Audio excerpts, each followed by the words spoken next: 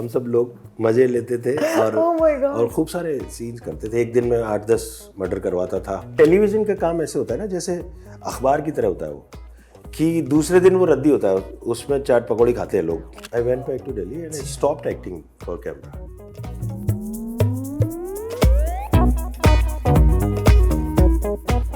हमारे शो का बजट बढ़ गया है because I got a couch. I am so excited. देखो, और इस काउच पर जाने माने एक्टर्स आकर बैठ रहे हैं। सर सच्ची में बजट बढ़ गया है। Thank you. मुझे काउच मिल रहा तो बहुत अच्छा लगा। चेयर से बेटर लग रहा। चेयर से बेहतर, क्योंकि आपकी हाइट बहुत ज्यादा है। हाँ, मैं फंस जाता हूँ, ऐसे हो जाता हूँ। कितनी है? बच्चन वाली हाइट है, उनसे ज्यादा है। बच्चन साहब से 2 इंच कम रह गया 2 इंच कम हाइट में।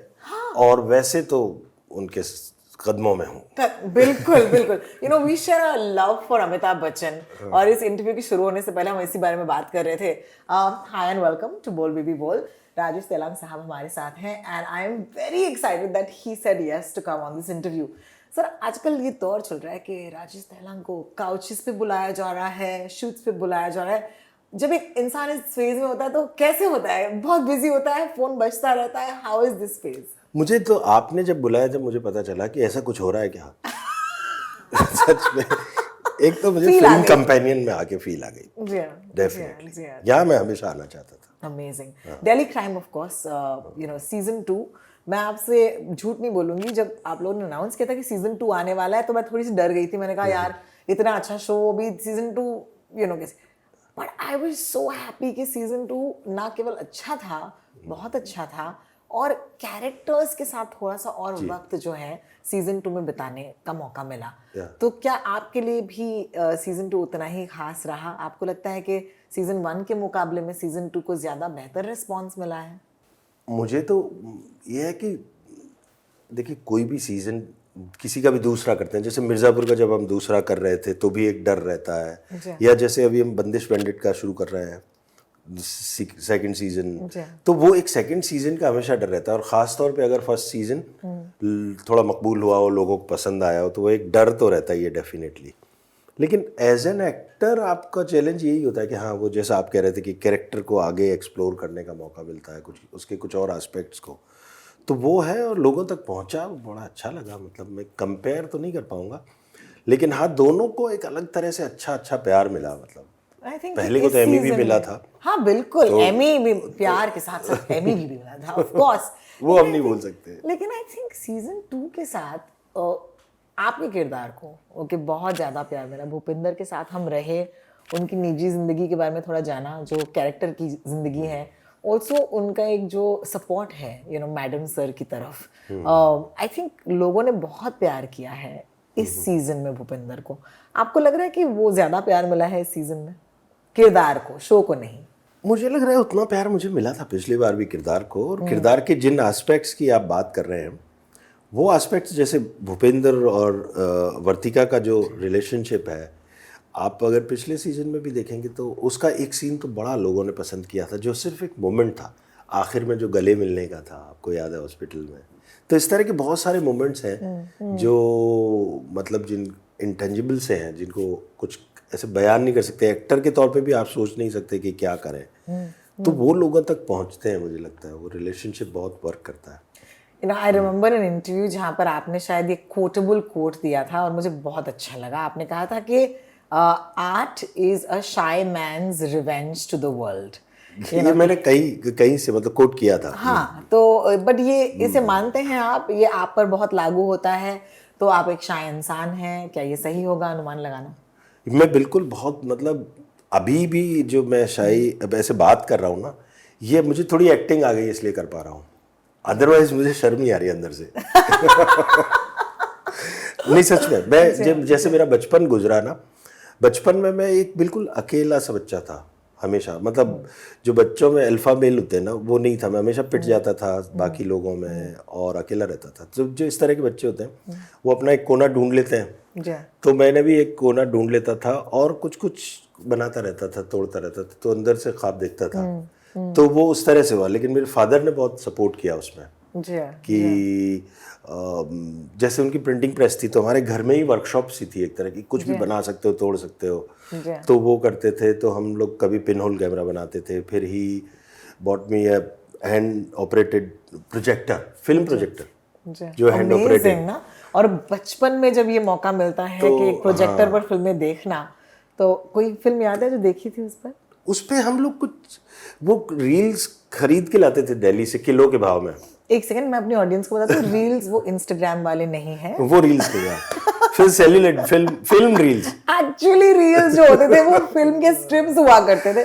सर बताना वो किलो के कुछ खरीद के लेके आते थे। वाओ, दैट्स और वो हम लोग चलाते थे घर में, जी हाँ, और वो प्रोजेक्ट करते थे, वो प्रोजेक्ट करते थे। और टिकटेड शो करता था मैं कि 10-10 पैसे 20-20 पैसे में, तो मैं बचपन से कमाने लग गया था। तो वो जो मेरा शर्मीलापन था वो उसको वो डायरेक्शन मिल गया। फिर एक एक्टर के लिए हमेशा कहते हैं ना कि if I am playing my self ना, तो मुझे शर्म आएगी, लेकिन मैं किसी दूसरे कैरेक्टर के क्या फसाड में छिप जाता हूँ। मैं 90s की बात करना चाहूँगी। 90s में television happened to all of us, और मैं आई थिंक मैं स्कूल में थी जब एक शो आता था टेलीविजन पर। So there was a generation that found Mandira Bedi, okay, with cricket, लेकिन हमारी जनरेशन ने मंदिरा बेदी को डिस्कवर किया था एक टीवी सीरीज के साथ जिसका नाम था शांति। और शांति के, if I'm not mistaken, the character name was Manu. हाँ, my character was called Manu, right? Manu Bhandari. I remember when I said कि आपकी फिल्में, आपकी जो सीरीज हैं वो सब हम देखने लगे, चाहे वो मिर्ज़ापुर है, और एक दिन मुझे लगा कि बट मैंने तो इनको देखा है। तो मैं बैठ गई, मैंने कहा अब मैं रिसर्च करूंगी, और जब शांति आया तो मैंने कहा oh my god, it's like a flash, right. And उस दौर में when you were an actor in the 90s, उसके बाद एक दौर आया when you probably were not an active actor in Mumbai, जिसे कहते हैं, तो you are not here, you went back to Delhi. I went back to Delhi and I stopped acting for camera. क्यों? क्योंकि कोई अच्छा काम नहीं मिल रहा था। Okay. और 2 सीन 4 सीन मिलते थे तो मैं मना कर देता था। Then I went back to Delhi and started doing theatre, started teaching in NSD, और मतलब अपने आप को रीइन्वेंट करने की कोशिश की मैंने। और थिएटर के साथ पूरी दुनिया घूमने का मौका मिला, एक अलग तरह का एक्सपोजर मिला फिर से। Correct. और स्टूडेंट्स को सिखाते हुए मैंने बहुत कुछ सीखा। जी हाँ, आपने कहा है मुझसे कि सिखाते सिखाते आपने बहुत कुछ सीखा। सच में। But I want to take you back to that phase जहाँ पर एक एक्टर के लिए, बिकॉज आप एनएसडी से ही आए थे, काम भी I think it wasn't bigger than Shanti उस दौर में। अगर आप डीडी पर होते तो भैया आपने तो बना हाँ, वो बड़ा काम था, लोग उस दौरान भी पहचानने लगे थे, ऐसा वाला था। हाँ, लेकिन टेलीविजन का काम ऐसे होता है ना, जैसे अखबार की तरह होता है वो, कि दूसरे दिन वो रद्दी होता है, उसमें चाट पकौड़ी खाते हैं लोग। लेकिन फिल्म एक नॉवेल की तरह है जो रखते हैं, पढ़ते हैं बार बार, हमेशा उसकी शेल्फ लाइफ ज़्यादा होती है। क्या आप नाराज थे उस दौर से? क्या आप वापस चले गए कि आपने कहा I would rather not do something? I want to take you back to that phase. वो फेज कैसा था? मैं नाराज नहीं था। वो हुआ क्या, जब मैंने डेली सोप किया तो मुझे लगा कि ठीक है, एक सीरीज एक टेलीविज़न सीरियल कर रहा हूँ और अब मैं बाकी फिल्म्स ही करूँगा और टीवी नहीं करूँगा। जब मुझे टीवी का काम मिल रहा था, तब मैंने वो नहीं, ये मैंने चॉइस अपने लिए बनाई थी। वो काम नहीं की, क्योंकि मैंने फिल्म्स की, जैसे 1084 की माँ की, तक्षक की, हंसल मेहता जी की एक पहली फिल्म थी जो रिलीज ही नहीं हुई आज तक, जयते, वो की, ये इस तरह की कुछ फिल्में की 5-7 उस दौरान, मंगल पांडे, इस तरह की कुछ फिल्में की। लेकिन उनमें कोई ऐसा कैरेक्टर मतलब मुझे कोई एज एन एक्टर एस्टेब्लिश होने में कोई खास फायदा नहीं हुआ उसका। और टेलीविज़न का काम मैं मना करता रहा। एक वक्त ऐसा आया जब मुझे लगा ना फिल्म में हो रहा है और जब मैं टीवी करना चाह रहा था, कि मुझे लगा कि चलो अब मैं टीवी कर लेता हूँ, क्योंकि फिल्म में नहीं हो रहा, तब तक टीवी का दौर बदल चुका था लेट 90s में, जिसको मतलब मैं पोस्ट बालाजी पीरियड कहता हूँ, कि वो पोस्ट बालाजी पीरियड में मेरे जैसे लोगों की जरूरत नहीं बची। I remember that period. तो वो फिर ऐसा लगा कि अब मैं टीवी करना चाह रहा हूँ, तब टीवी में भी काम नहीं मिल रहा। और जो काम मिल रहा है वो छोटे काम थे, छोटे in the sense length wise भी और एक्सप्लोर करने के वाइज भी। ऐसा नहीं कि लेंथ ही सिर्फ मायने रखती है। तो मुझे लगा कि यार मैं क्या कहने, इवॉल्व नहीं हो रहा या कुछ नहीं हो रहा, तो मुझे लगा कि वापस दिल्ली जाता हूँ। बीच बीच में मैं डायरेक्शन करता रहता था। मेरे ब्रदर के साथ डॉक्यूमेंट्रीज बहुत सारी बनाई, टॉक शोज बनाए, और तो मैं वो उनके साथ वो बनाने लग गया, और animation films with my brother.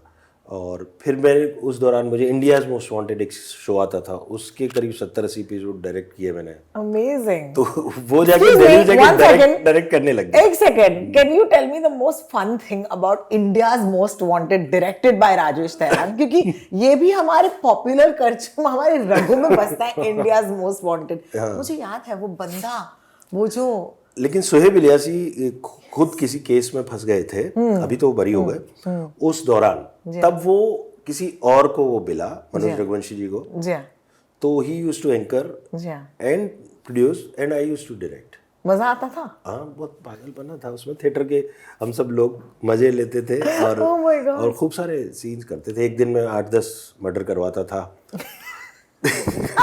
Body पे एक्टर, वो खूब सारा होता Oh था। my तो मजा आता था दिल्ली में, खूब सारे यारों दोस्तों के साथ किया। इस फेज में which is the new, do you call it the 0.20 Rajesh Tailang 2.0 वगैरह, आप इस फेज को बुलाते हैं क्या? पता नहीं, कह सकते हैं कि अगर अब सॉफ्टवेयर के ज़माने में अगर हम वर्जन्स बनाना चाहे तो। What do you notice most about people in this phase?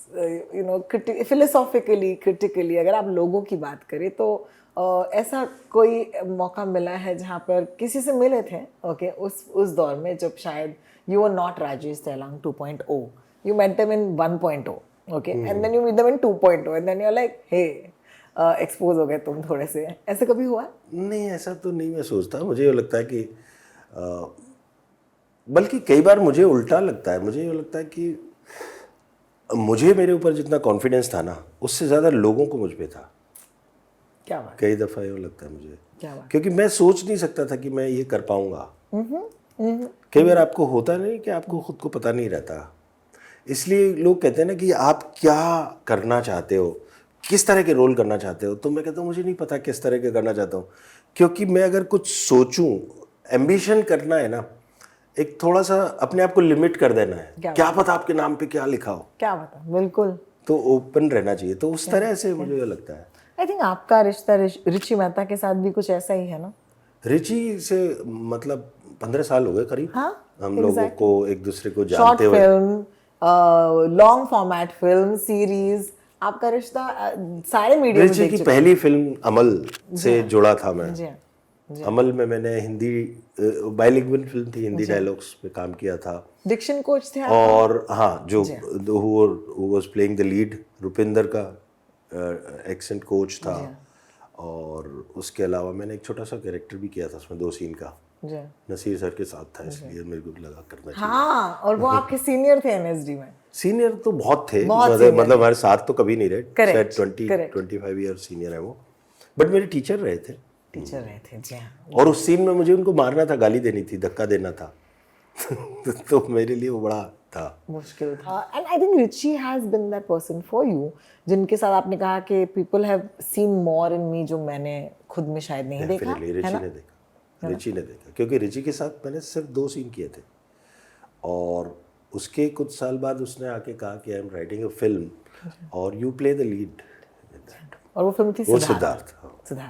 Siddharth आज लोग कहाँ देख सकते हैं? सिद्धार्थ मेरे ख्याल से अमेज़ॉन में थी, जो अभी शायद कॉन्ट्रैक्ट उनका शायद खत्म हुआ है, या शायद नहीं है अभी। अभी यूट्यूब में है, मतलब पे पर व्यू में है। Sir 50 rupees you can watch the film. Would you recommend your audience to go and watch? Please go and watch. मेरी मतलब एक ऐसा कई कामों में से ऐसा है जिसमें सबसे ज़्यादा मुझे फक्र है, और ये एक ऐसा काम है जिसने मुझे बदला, मुझे रीइन्वेंट करने में फ़ायदा कर पाया, मैं उसके ज़रिए लोगों तक पहुंच पाया, करेक्ट, मेकर्स तक पहुंच पाया, खास तौर पे पीपल हु मैटर। बिल्कुल। I think that you should give it a watch, because मैं आपसे बात कर रही थी और फिर मैंने सिलेक्शन डे देखी। Oh my God, it's a gem of a series. I don't think कि मुझे इतना अच्छा कोई सीरीज लगा है, because the thing about series, आपने सही बात की कि टीवी पर वो हवा के बराबर होता था कि आता था जाता था, लेकिन अगर कोई फिल्म या वेब सीरीज आप करते हैं तो वो एक नॉवल की तरह होता है। आप कभी भी वॉर एंड पीस जाकर उठा सकते हैं और पढ़ सकते हैं। तो वैसे ही अगर जिन लोगों ने नहीं देखी हो selection day, please watch it, it's really fantastic. And अगर आपको क्रिकेट में इंटरेस्ट ना भी हो तो I think just as a parent you know It's about parenting. It's not about not only about cricket. मुझे शो बहुत अच्छा है और मुझे अपने कुछ गिनती के काम हैं जिनको करके बहुत सेटिस्फेक्शन हुआ और जिसको लेके अगर थोड़ा सा भी लगता है हाँ मैं कुछ कर पाया उनमें से एक सिलेक्शन डे शो है जो मोहन कुमार का कैरेक्टर जी हाँ वो जो कॉन्फ्लिक्ट है उनका बोलिए ना हाँ नहीं मोहन कुमार का कैरेक्टर ऐसा जो मुझसे बिल्कुल अलग है एक तो कि ना तो मेरे पिताजी मेरे साथ कभी ऐसे थे मेरे फादर कभी ऐसे मेरे साथ थे ना मैं अपने बेटे के साथ वैसा हूँ जी तो वैसा बाप मैंने देखा नहीं है लेकिन वो एक बिल्कुल ही पागल सा ऑडेशियस कैरेक्टर है ना कहीं पे भी कुछ भी कर सकता है वो तो वो मेरे से बहुत अलग है वो कैरेक्टर उसका रिदम उसका हर तरह से वो अलग है मुझे अपने आप को तोड़ना पड़ा उसमें you have to to become become someone Mohan Kumar to become Mohan Kumar also you have to become someone you don't subscribe to Not you at all. जिनके वैल्यू सिस्टम के बिल्कुल परे आप हो और ऐसा एक इंसान बनना है जिनकी एम्बिशन के आगे कुछ नहीं आ सकता and gate make it likeable क्योंकि वो लोगों को फिर भी लाइकेबल लगा कि क्योंकि उसका जो इंटेंट था ना वो करेक्ट था जी हाँ कि वो बच्चों का भला चाहता है गलत तरीके से चाहता है जी हाँ, कैसे भी चाहता है तो वो लोगों को टच करता है बिल्कुल वो पकड़ता है कि अरे यार बाप तो सच्चा है यार चाहता तो अच्छा है हाँ आता नहीं इसको कैसे करना चाहिए लेकिन सही चीज चाहता है अपने बच्चों के लिए I really like that show बहुत सारे कॉन्फ्लिक्ट्स हैं उस शो में the parenting is one conflict लेकिन और भी कॉन्फ्लिक्ट्स हैं तो अगर आपने देखी नहीं तो मैं स्पॉइलर नहीं देना चाहूंगी discover it at your time and your will it's on Netflix पे हाँ नेटफ्लिक्स पर है तो देख लीजिएगा आर यू स्टिल टीचिंग अब अभी वक्त नहीं मिल रहा काफी है वक्त से नहीं कर नहीं मिलता ना अभी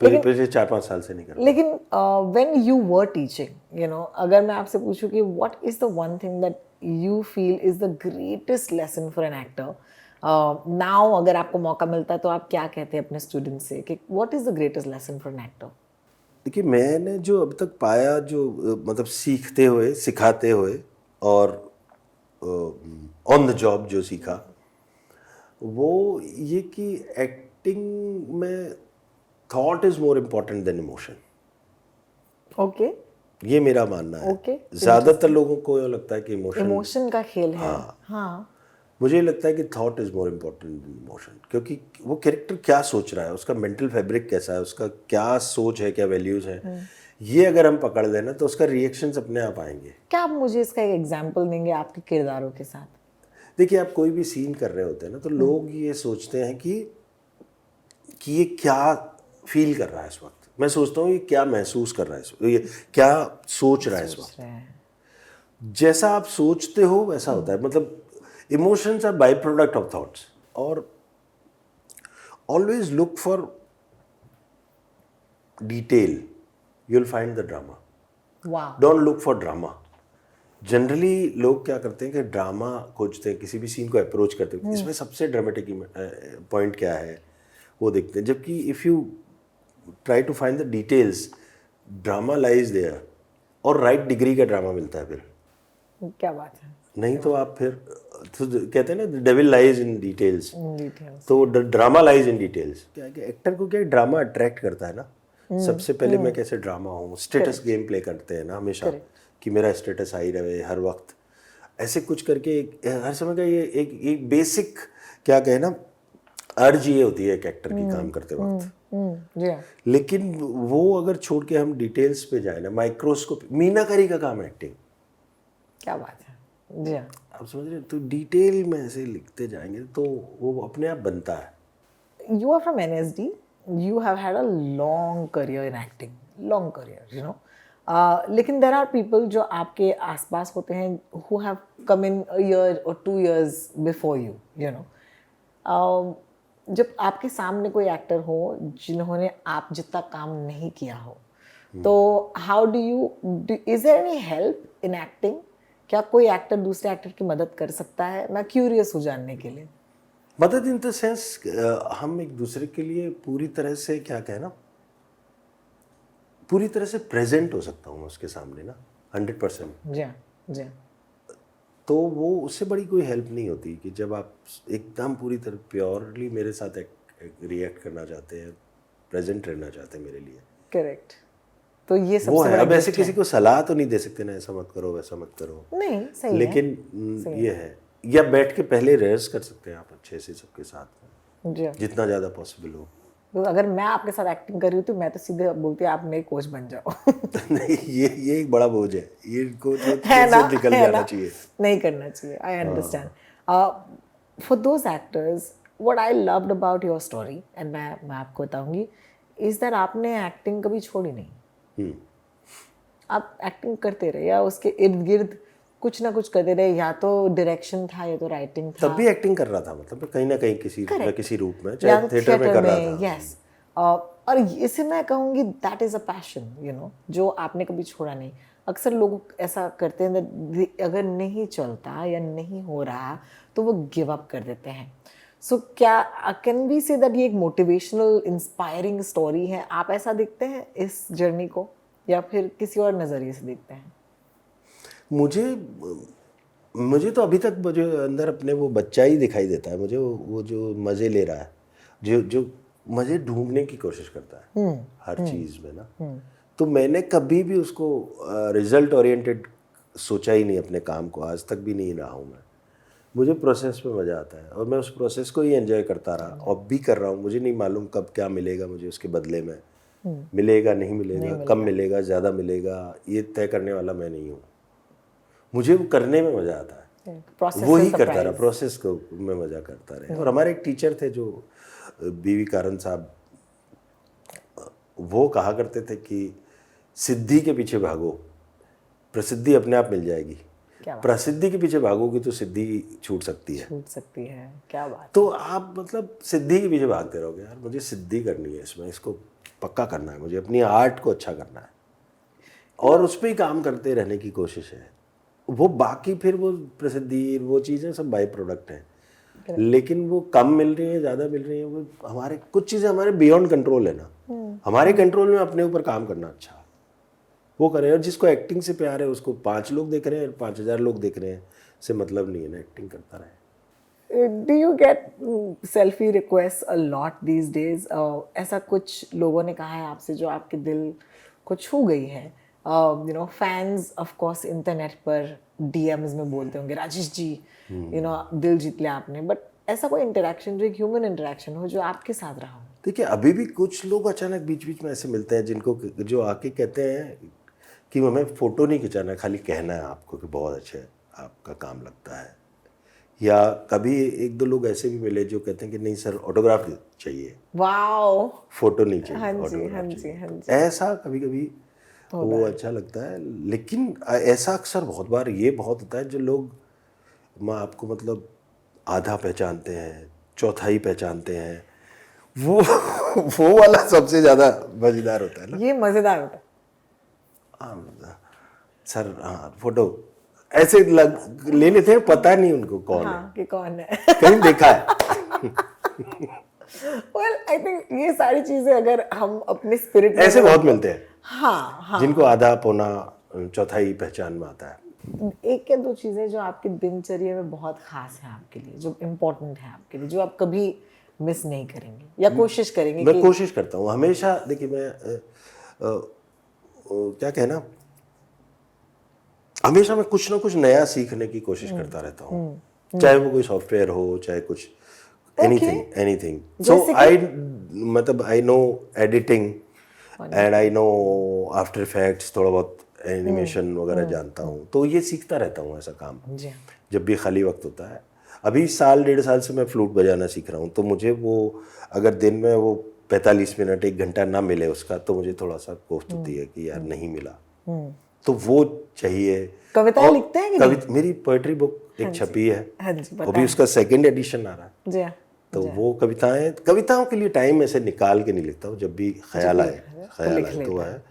अदरवाइज मुझे एक तो ये जो मैं कोई जो भी सीख रहा होता हूँ वो, या जैसे अभी मेरे को एस्ट्रो फोटोग्राफी का थोड़ा सा शौक हुआ है, तो थोड़ा थोड़ा इक्विपमेंट खरीद रहा हूँ, और वो तो रात को वो थोड़ा ठीक है दिल्ली की छत में जाके, और या मुझे जो ज़रूर चाहिए वो सुबह की 2 चाय शांति के साथ, बिल्कुल आराम से, मेरा दिन आलाप की तरह शुरू होता है।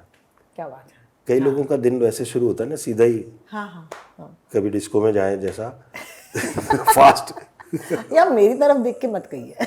नहीं मुझे नहीं पता आपका दिन कैसे शुरू होता है, लेकिन कई लोगों का सुबह ही फास्ट पेस्ड होता हाँ, है, एकदम। उठते ही सीधा वो मतलब खट यार। 4th गियर में होते हैं। मुझे धीरे धीरे दिन शुरू होता है, भीमसेन जोशी का आलाप चल रहा है, आराम से टाइम ले रहा हूँ, बेल्कनी में बैठूंगा, एक चाय पीऊंगा। ये सब दिल्ली वाले शौक है सर, दिल्ली वाले मुंबई शौक। में नहीं होता ये। दिल्ली वाले शौक है। Wonderful Rajesh ji, I had such a great time talking to you. Same. मैंने तो डिसाइड किया था कुछ और पूछूंगी, लेकिन बातों बातों में हमेशा ऐसे हो जाता है कि हम कहीं और ही पहुंच जाते हैं। बट उम्मीद है कि आपको ये थोड़ा सा जो हमारी बातचीत है, I hope you enjoyed it. बहुत मजा आया, बहुत मजा आया, थैंक यू, सच में। Thank you so much. Hello, मेरा नाम है राजेश तेलंग, और आप लोग अगर चाहें तो मेरी और रोहिणी की बहुत ही मज़ेदार जो बातचीत हुई है वो देख सकते हैं फिल्म कंपेनियन लोकल में, और देखने के बाद उसको सब्सक्राइब भी कर दीजिएगा, लाइक भी करिएगा, शेयर भी कीजिएगा। Thank you.